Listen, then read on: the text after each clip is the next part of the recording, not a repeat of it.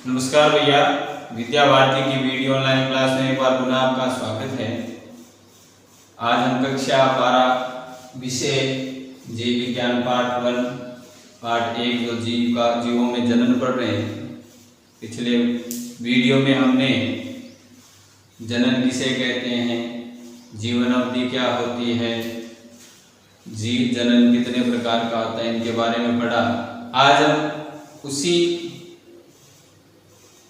जनन के बारे में जो टॉपिक चल रहा है अपना, उसको हम आगे बढ़ाते हैं।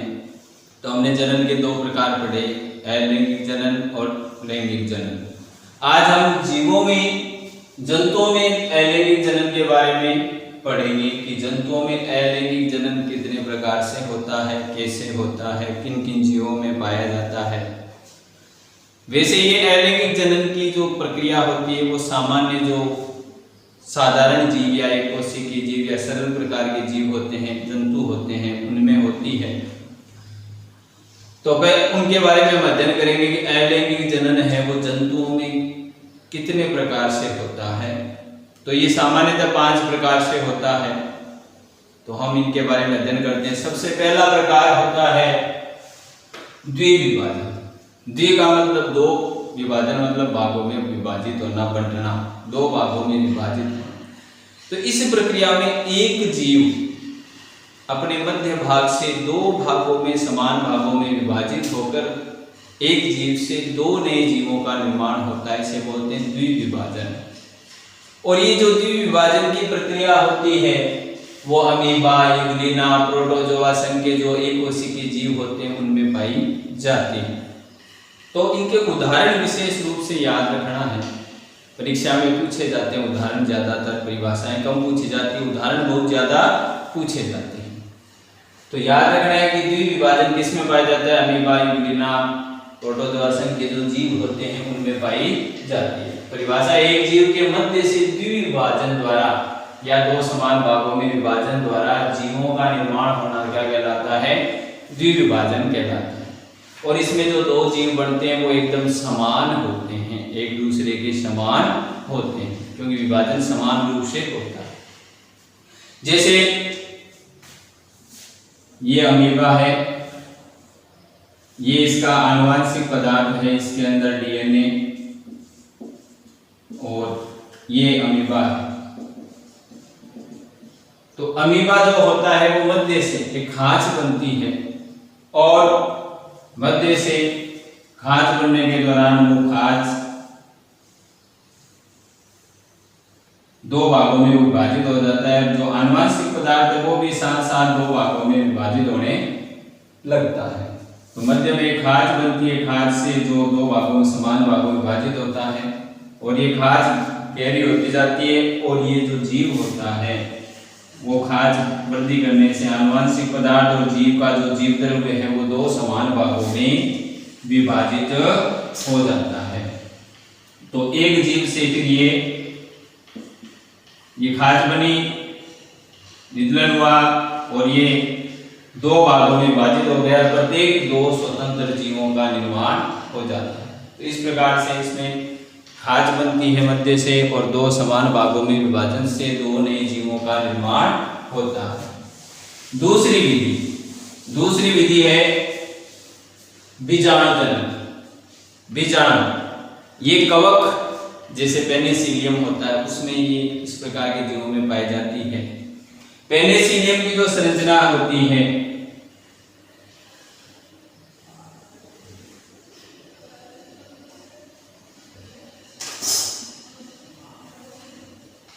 इस प्रकार की पेनिसिलियम की जो संरचना होती है शाखाओं के रूप में, तो पेनिसिलियम जो होता है, जो एक कवक होता है, उस कवक पर छोटे छोटे बहुत सारे बीजाणु बनते हैं। इस प्रकार से ये बीजाणु स्पोर बनते हैं, स्पोर बोलते हैं, बीजाणु बनते हैं, ये बीजाणु बनते हैं।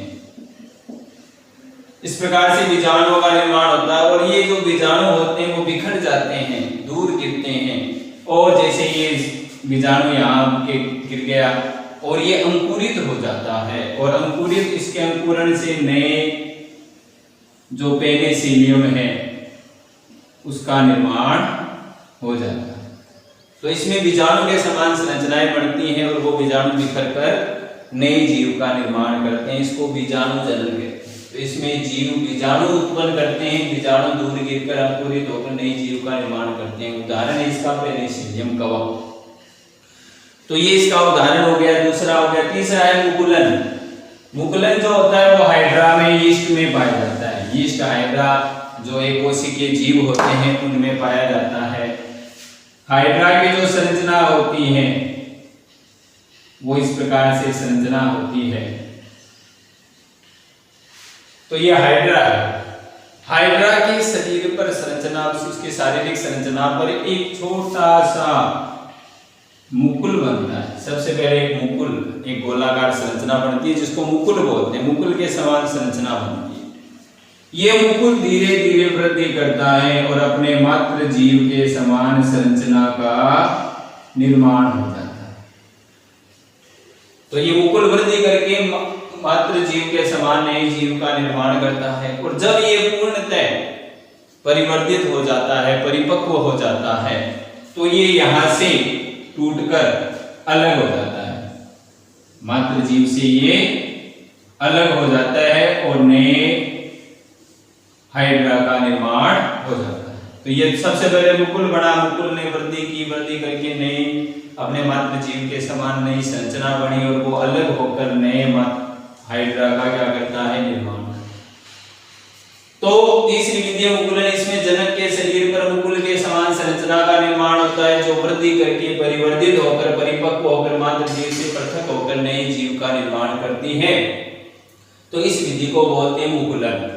इसमें मुकुल के समान संरचना बनती है, इसलिए इसको मुकुलन। ये किस में पाया जाता है, यीस्ट हाइड्रा में। इनके उदाहरण में बार बार कह रहा हूं, विशेष रूप से ध्यान रखने हैं। चौथे प्रकार का आता है खंडी भवन। खंडी भवन की, खंड मतलब खंड, खंडों में टूटना।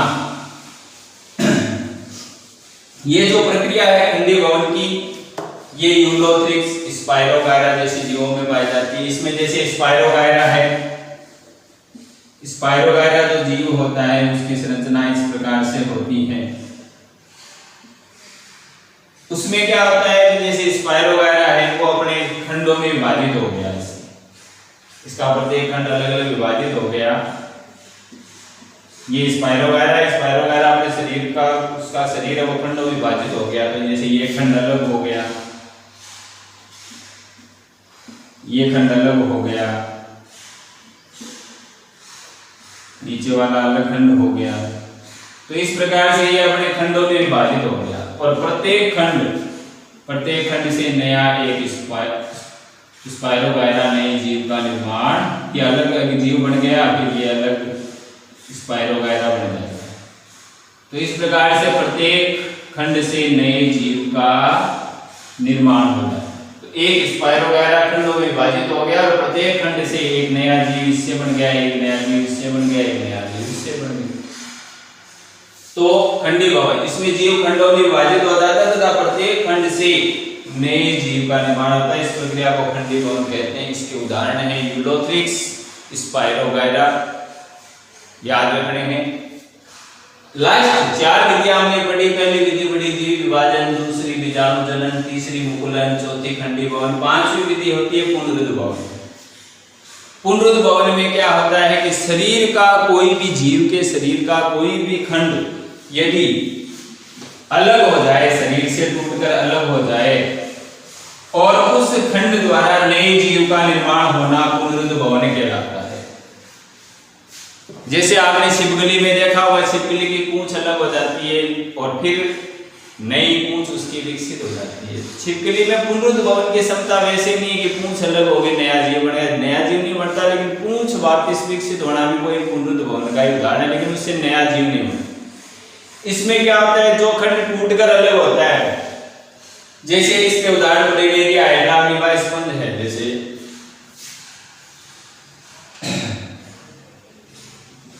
ये एक प्लेनेरिया जीव है।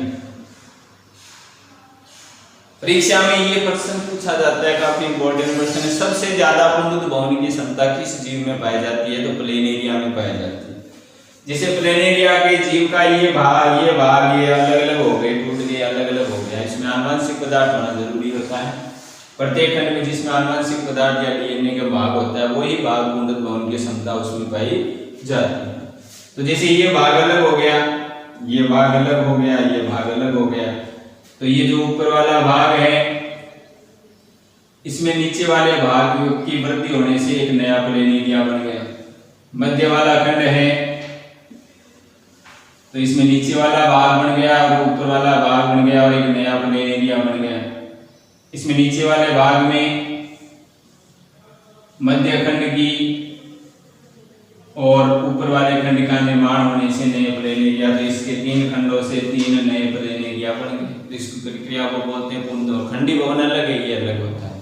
इसमें किसी भी भाग में टूटने से जिसमें कुछ आनुवंशिक पदार्थ होता है उस भाग में नई जीव बनाने की क्षमता होती है। हमारे शरीर में भी पुनरुद्ध भवन की क्षमता पाई जाती है, लेकिन हम नए जीव नहीं बनाते।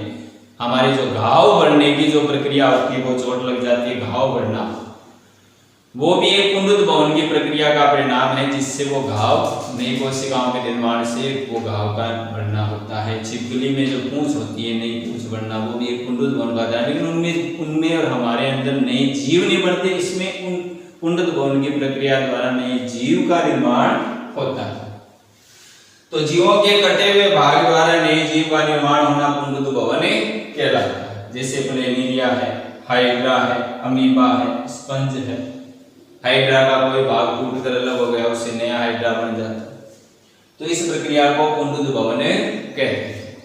तो ये हो गई अपना ये टॉपिक पूरा हो गया। जंतुओं में लैंगिक जनन के प्रकार 5 प्रकार हैं प्रमुख रूप से, और वो 500 प्रकार अपने पूर्ण होंगे। उदाहरण सबके बहुत अच्छी तरीके से याद रखने हैं।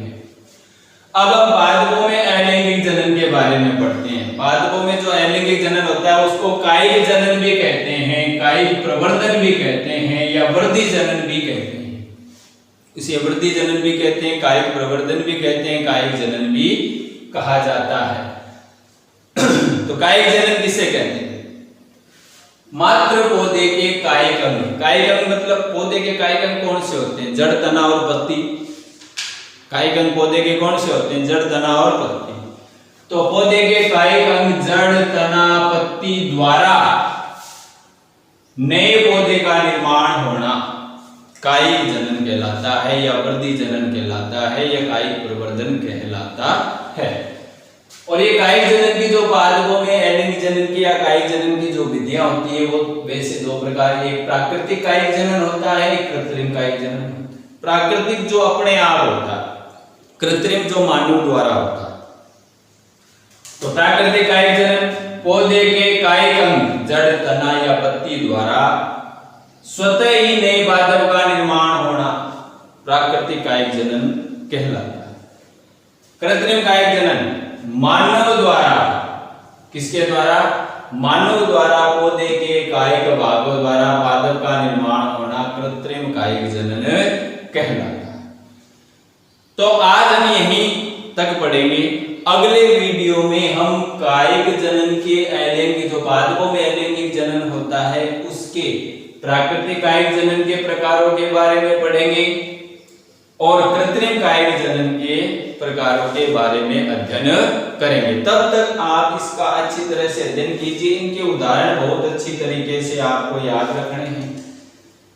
इसके आपको मैं नोट्स भी भेजूंगा, वो आपको रजिस्टर नया खरीदकर उसमें लिखने शुरू भी करने हैं, ताकि बाद में आपको दोबारा नहीं लिखना पड़े। अभी समय है आपके पास, उसका सदुपयोग कीजिए। अगले वीडियो में आपसे फिर मिलेंगे। तब तक के लिए धन्यवाद। जय हिंद, जय भारत।